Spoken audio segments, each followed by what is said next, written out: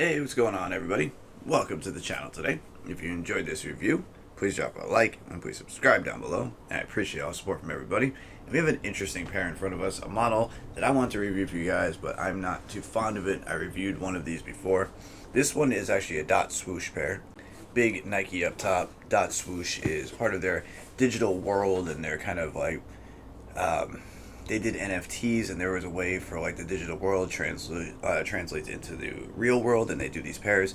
So the total 90 SP, Quit the Rage is the theme. Black, metallic silver is the colorway. Men's size 13.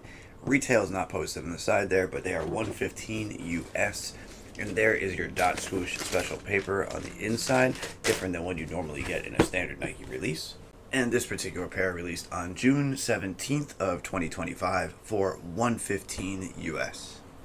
This is what we are looking at today. I've reviewed this model once before, and I am not the biggest fan of it. To me, if you look at it from a distance and from up close, it just looks like a bowling shoe. It looks like something you would rent at a bowling alley. I don't know why I can't get on board with these, but they are supposed to be a transition of a soccer shoe or football in the rest of the world, soccer here in America.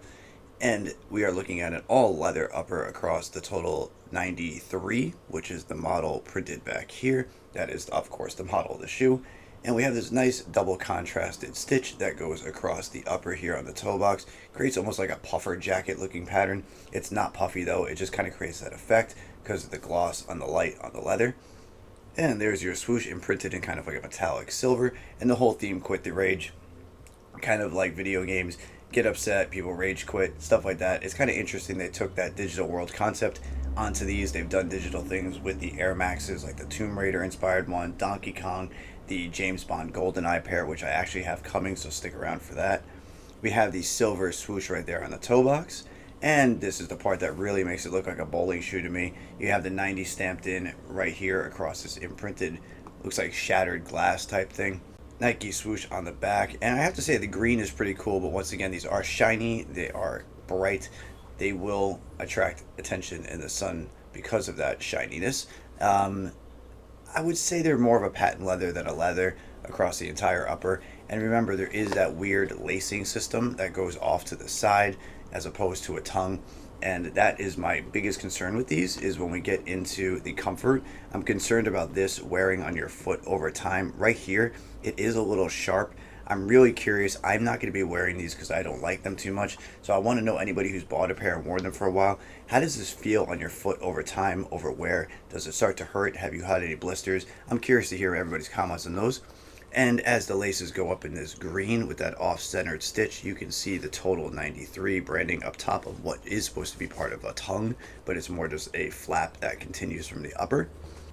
And there is your black insole with a little bit of green Quit the Rage diddle.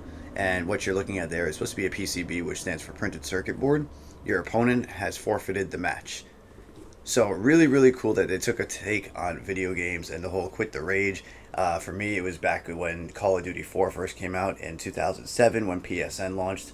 There was a lot of chaos on that game, and I can't repeat the stuff that we used to say, but it was fun times. I don't regret any of it all. It was great, and yeah, the Quit the Rage theme was pretty cool. Let me know what you think of these down below. There is the other shoe, so you can see the details are the same. Same details on the insole and on the upper, going around, colors, placements, stuff like that. Now they are very lightweight, but I wouldn't say they are the most comfortable in terms of a hard sole. There's not much technology in the shoe in terms of like zoom units, flight plates, torsion rods, transition plates, stuff like that. So they are very basic in terms of 115 retail, so they're not very high.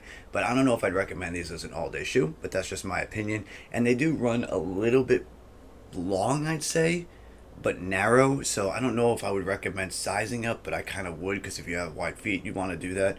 But I can't recommend that because I have an average width foot, so I can't speak on wide feet. It's hard for me to recommend sizing, which is why I don't do it a lot. I know people ask me to, but I try to recommend the best I can. I'm sorry if I get it wrong. Everybody's foot is different. It's really hard to give a general recommendation for everyone. Other than that, I will try to answer back to everybody in the comments. Let me know what you think of these. I thank you all for the support. Stick around. I have more stuff coming shortly. I hope everybody has a great day. All right?